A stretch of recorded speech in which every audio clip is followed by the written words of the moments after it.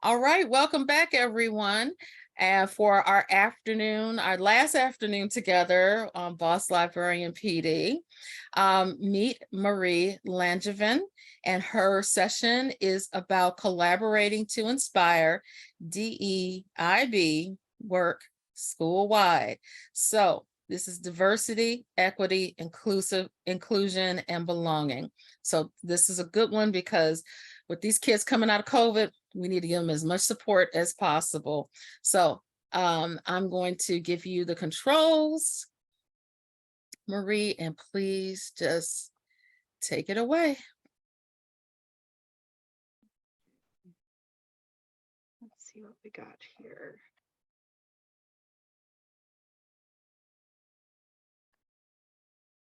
Okay. I see your screen. Perfect. All right. Well, hi everybody. Thank you so much for having me. I have all of this available for you. I just wanted to give you a heads up. This is the resource site that I put together just to have like the slides all in one place. There's the websites on a Wakelet that we used, and some of my book lists as well. They are a little haphazard, just a heads up, just is like, oh, this is amazing, and we just throw it on. So they're not organized incredibly well, but they're all there, and y'all can pick through. Let me get to the presentation itself, and then there is the bit.ly. So if you want to grab those resources, and I guess get started. I just wanted to quickly introduce myself. My name is Marie Langevin. I have been an educator for 16 years. I started as a high school teacher, moved into the library, and I've been a librarian for a while now. I've been a librarian in pre-K through 12th grade. I worked in public, private, and parochial schools.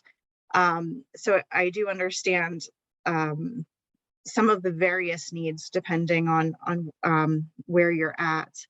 I am currently working in North Carolina at Charlotte Country Day School, and I'm working with the elementary kiddos. So I'm junior kindergarten through 4th grade. I did just want to take a moment just to have a recognition of privilege, that first of all, my school and my home, I live relatively close to the school, is located at an intersection of Waxhaw, Woodbury, and Catawba land. My school does have resources. We're very fortunate, and that does include its own office of diversity planning and a very supportive admin. And I recognize that that's not the same for everyone here. Also, I'm white, middle class, and cisgender. So that also meant that I needed to make sure, I mean, obviously, like, my story's already been told, right? But I needed to make sure that those other stories were being told, and that I was really being careful and mindful about including everyone. So as far as the goals for today, I'm hoping to inspire you to extend your efforts beyond your space and your library, and to have a structure in place for working with teachers and admin to affect those changes. I know that when I first started in the profession, I was really responsive to my teachers, but I don't know that I really had, I didn't know where to go in terms of working on like larger school-wide projects. So I'm hoping that by showing you the system that we had, and showing you kind of like the thought and analysis behind it, that might help you not only get it off the ground, but also be able to withstand some of those outside pressures and outside groups who may wish to question our process. If our process is strong, we're hopefully it will stand. So why collaboration and why DEIB? Collaboration, I love collaboration because it magnifies our efforts. Like, I know I can do a good job on this stuff, and I feel like I do an okay job, but if 5 people get involved, 10 people, 20 people or more, then that's real change. So that's part of the reason why I love it. I love collaboration also because it does include a variety of voices. So if I miss something, maybe somebody else will pick that up, and that's only going to assist us with a stronger end product. And it creates buy-in. Y'all know that whenever we're involved in the process, we're a bit more invested. We want to see it do well, and we're more likely um, to help others see the value in it as well. So, as for DEIB, why DEIB? We know that it's inherent in the ALA's Library Bill of Rights. We see it all over the place in terms of our collection development and on making sure that our spaces are inclusive and equitable. Um, but a book on a shelf is really just potential energy, right? And it doesn't really do much unless it's actually used by the community. So I wanted to get them out there, and my team wanted to get them out there. Um, so we obviously we want to ensure that all students feel seen by everyone. And we but it's more than just being seen by everyone. You know, it's making sure, like, we're shaping the next generation, right? So it's about making sure not only that they're seen, but that all students are seeing other students. And I think Margarita and Rabia did a great job of discussing those windows, mirrors, and sliding glass doors. So we want to make sure that our students are are not able to see everybody, but also able to work with everyone to ensure that we have these safer communities. I do see a couple of hands raised. Just wanted to take a moment to make sure if y'all have questions. Let me see. I'll check the chat really quick.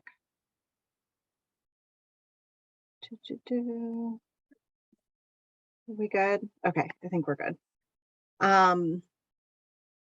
But anyway, so if I'm not going to necessarily go over again the idea of windows, mirrors, and sliding glass doors because they did a phenomenal job. But please check their talk if you have not. Both of them did a great job. So just a little bit of background and about what it is that we did. This started as an admin request. I'm fortunate to be at a school where like this work is wholeheartedly embraced, and it was, you know, it was the admin that brought the teachers together, a few teachers together to work on this. We were not told that we had to do it, but we were just asked if we wanted to be included. And of course, like for me, the answer was yes. But what we were doing was we were going to take a look at the resources that were being used in the classroom. And this was a really extensive project. The resources that were being used in the classroom, we were going to see where it was that we were at, and where we needed to be, like whose stories were being told and really whose stories were not being told. So we were going to use a process to ensure that every student was being seen by every teacher. You know, and by the way, the work didn't necessarily end here, but we wanted to make sure that these teachers had books at the ready that they were using to ensure that this work was being done. So we started with and don't worry, I know that this is a little stressful to look at. But and there's on the Wakelet, I believe, I put a link to the actual PDF. We started with, all right, what's our mission? What's our affirmation of community? And we were looking to pull those SEL strands and our DEIB strands and mesh them together and, you know, basically use that as our starting point. So from there, then we were looking at a formal assessment of the current resources using the standardized criteria that we came up with.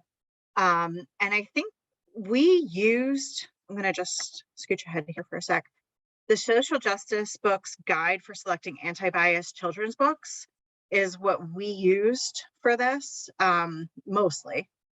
But we were looking at, does the text actually contribute to our current understanding? You know, if one of our strands is taking action. And so if it's dealing with taking action, but the action that was taken in the story isn't necessarily one that we would want for our students to take today, it went, you know, if are the relationships what we would hope to see?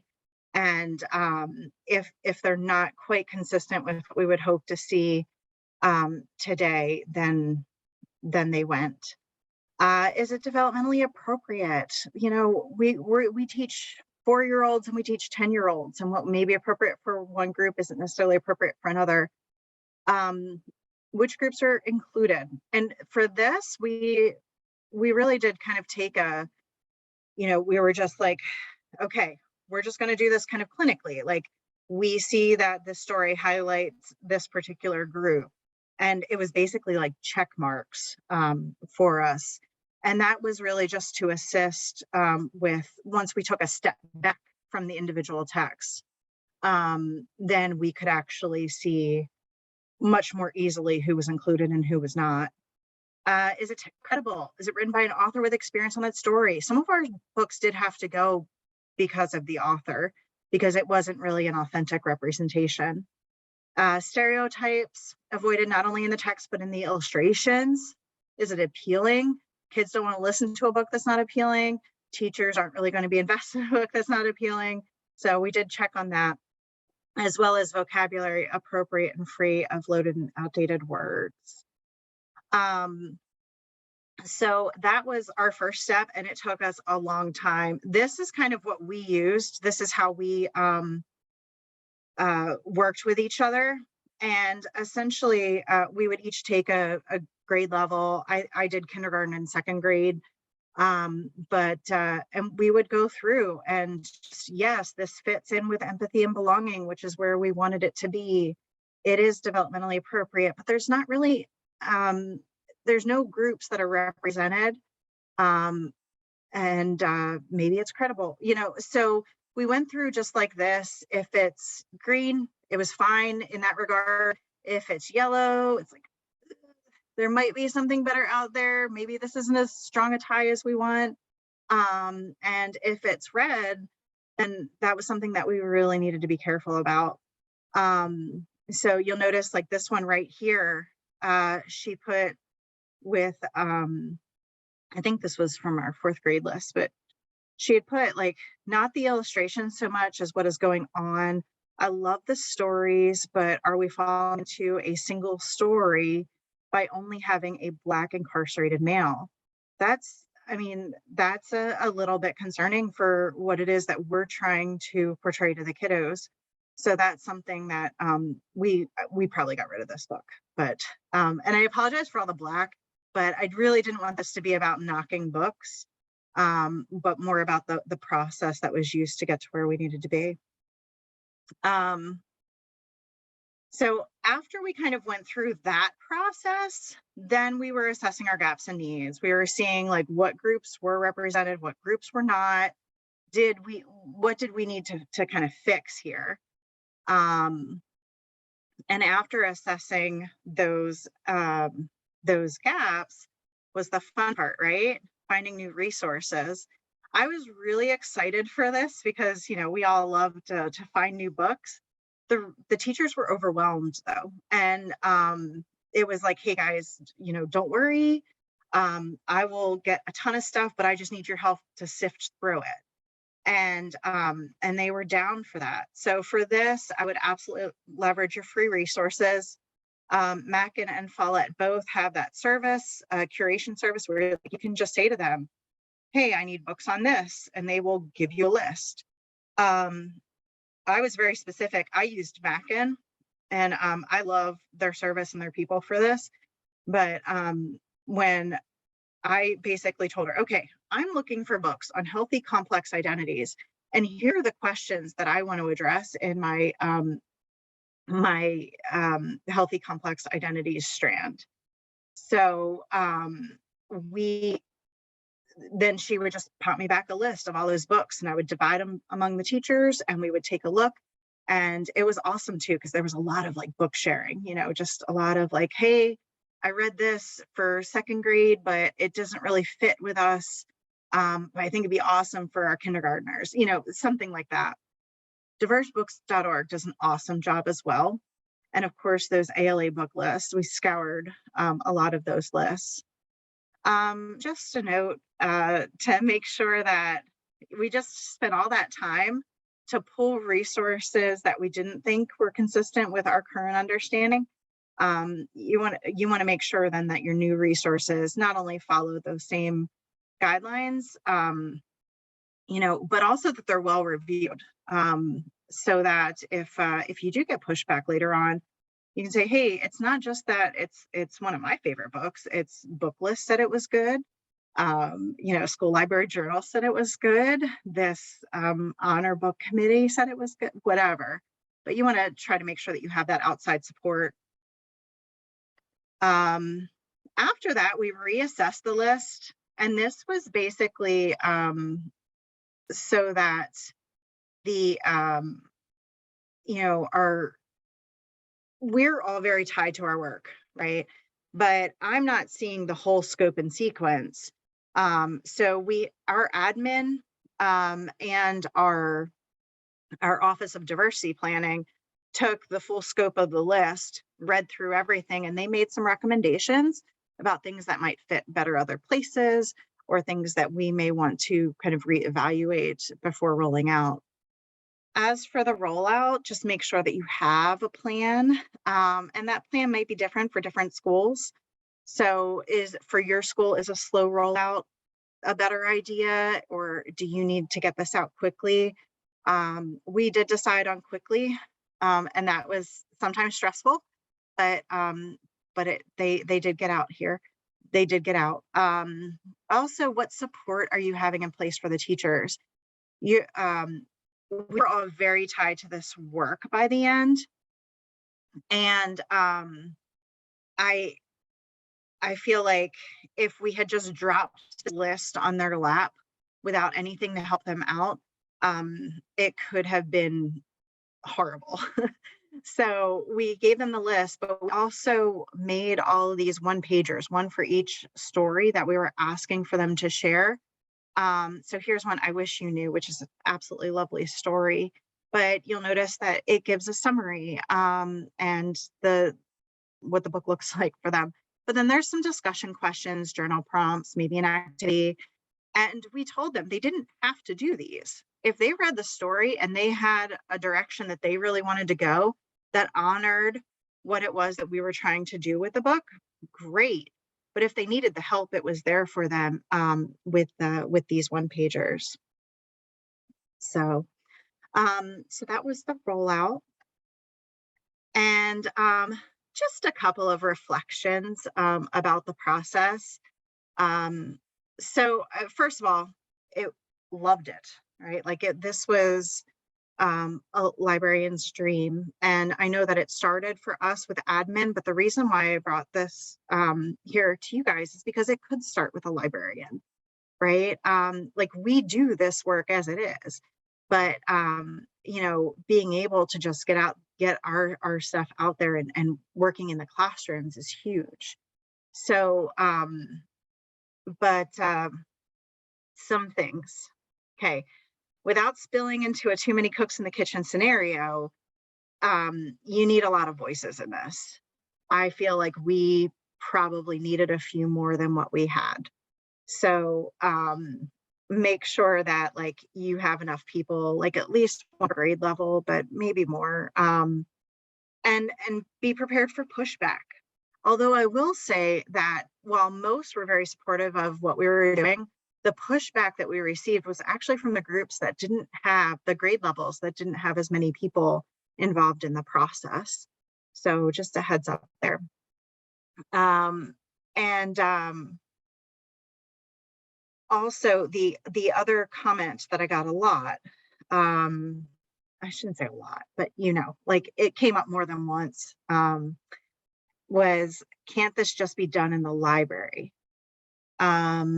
No, just be prepared and make sure like your answer is quick on it too. But no, we already do this in the library. But the point is that we need all of our kiddos to be seen and heard by everyone in the school, not just the librarian, not just the select few teachers, but we need for them to hear somebody else saying, hey, I see you, check out this book. I last year in second grade, I read Fatima's Great Outdoors, and this was not tied to this DEIB work. It was just it's an awesome read aloud and very cute. But I had so many students in each class being like, my grandma's from there, or my family's from there, or whatever.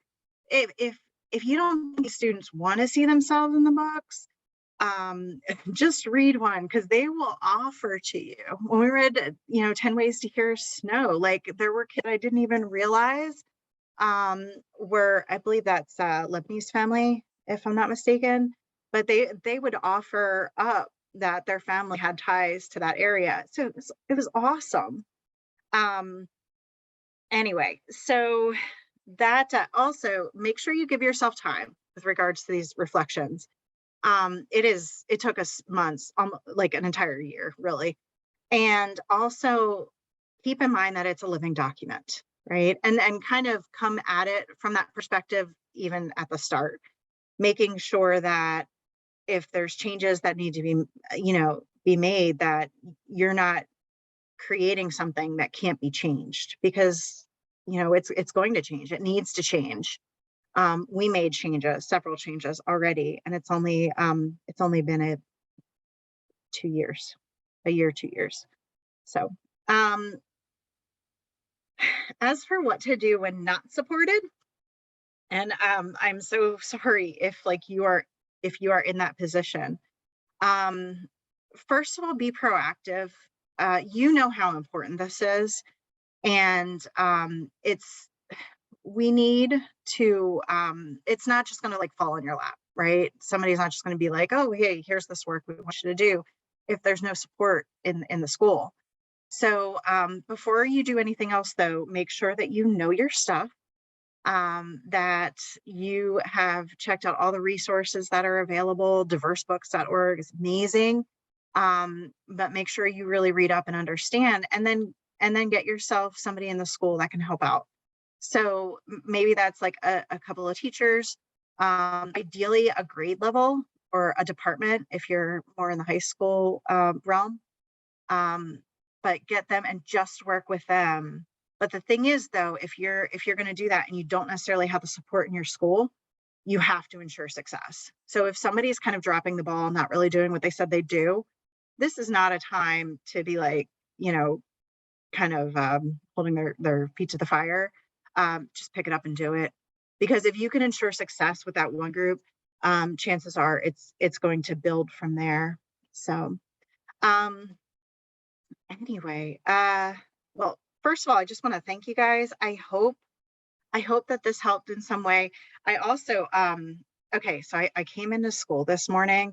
I wanted to do this at school because I have a 7 and 8-year-old at home, and somebody was going to photobomb this presentation if I did it at home. And all of my beginning of the year books were in. So I was poring over some of those, and there's so many excellent ones that came in. But there's this one called Dear Reader. Have y'all read this yet? Oh my goodness, this girl, this is why we do what we do, right? I just want to read to you this one page. So she says, there was just this one thing, this nagging suspicion that I didn't meet the criteria for a heroine's condition. In the books that I read, an absence of melanin was a clear omission.